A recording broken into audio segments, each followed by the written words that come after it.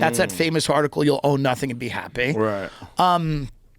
So I think the ban would sort of put the brakes on that, I guess. The problem is a lot of these companies find ways around these bans. You got to remember, these are the smartest people in America that become, and I don't mean smart like contemplative intellectuals. I mean shrewd, effective sociopaths.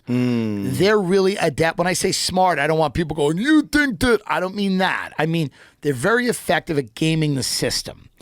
They're 10 steps ahead of all these laws that are being passed. I'm not saying it's a bad thing to pass the laws, but like a lot of these people are already anticipating that and then how to get around it. I'm fascinated to see how that bill does. Yeah. Because it seems like they would put extraordinary pressure to make sure that that bill does not get passed. They're not going to allow that bill to get passed. It seems like you're going to find out who's on board. Well, again, and who's not on when board. RFK came on my show and called out BlackRock, Vanguard, I know he did it on your show too, Yeah. BlackRock, Vanguard, and State Street as these companies that own everything.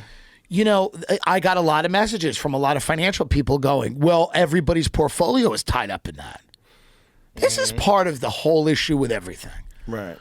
It's the Thomas Sowell thing. There's no solutions. There's only trade-offs. It's hard to get honest at this deep in the scam that is our financial system. It's like hard. Any deleveraging, any winding down of the military-industrial complex, all of this will have ramifications in our society, financially for people across the board. Anything you want to, I'm not saying you shouldn't attempt to do it, but like anything like this, like you go, I don't like illegal immigration. It's like, okay, your house is more money now. You go, oh. They go, okay. I don't want Chinese people buying real estate. Okay, well, maybe, and maybe the, real estate industry is going to take a hit. Not only realtors, but people that work in that business, right? Property managers, interior designers, architects, people that stage homes, appraiser, whatever it is, people might take a hit. This is part of the issue of where we're at now. You ban BlackRock and all those things from getting in there. That's fine. And then, people will take a hit financially with their portfolios. But do you think that how many people have to vote yes on this? Like, how many people are involved in this decision? Well, it would have to pass 2 houses of Congress and then get signed into law by the president. Now, that seems very unlikely. It's wild. Seems very unlikely because BlackRock will have a great argument as to why they're helping people. They'll get out there and they'll be like, hey, man, we're here and we're buying these fucking houses and the people that we're buying them from love us. The boomers love BlackRock. The boomers will get on a BlackRock cruise with BlackRock shirts. The boomers because one of the problems in the American real estate market is boomers will not sell their houses for anything under a $1.6 million profit. They just won't.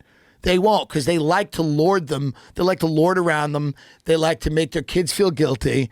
They like to go, you could never afford it. They like to tell you how cheap the house was when they bought it. And then this is every Thanksgiving or Christmas, somebody will go, pick this up for $200,000. Now it's worth 1.8. Yeah. And then it's their millennial kids are sitting there saddled with student loan debt. And the boomers it's their last fuck you before they leave the planet. Yeah. They're a spiteful generation of monsters. I respect it. But their last fuck you before they leave the planet is instead of selling their houses for, I don't know, a $900,000 profit, they just won't put them on the market. Some boomers, which is hilarious, that we read the articles on my show, they're actually retiring to bigger houses. They're sizing up. It's sick. It's like insane. And so that becomes an issue too of like, it used to be like you would have a house, the kids would move, you'd stay in it probably for another 10 or 20 years, and then you'd get a condo. And you'd go, I'm out. Yeah. Fuck do I want to mow lawn for? Yeah.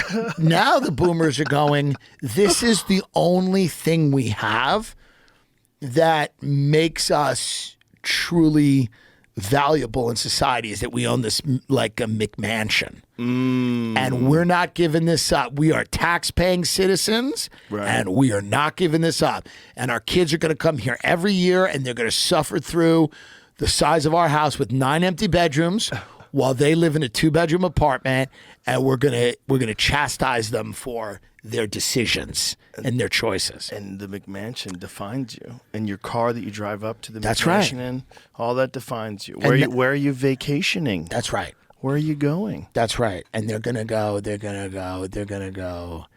because they all bought those houses for very little money, and they are going to hold them over everybody's houses until they are found dead in them. They will not leave those houses until they're taken out in an ambulance. The most important thing for the boomer is to be right. And that's their main thing. They're not a soulful group. They've been around forever, but they've attained very little wisdom. It's actually kind of impressive.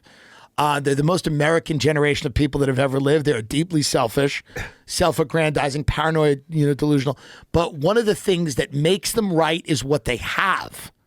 They go, well, how can I be wrong? Look at this fucking house. Look where we're sitting. I've got 13-foot ceilings. Don't tell me you know about Gaza. You don't.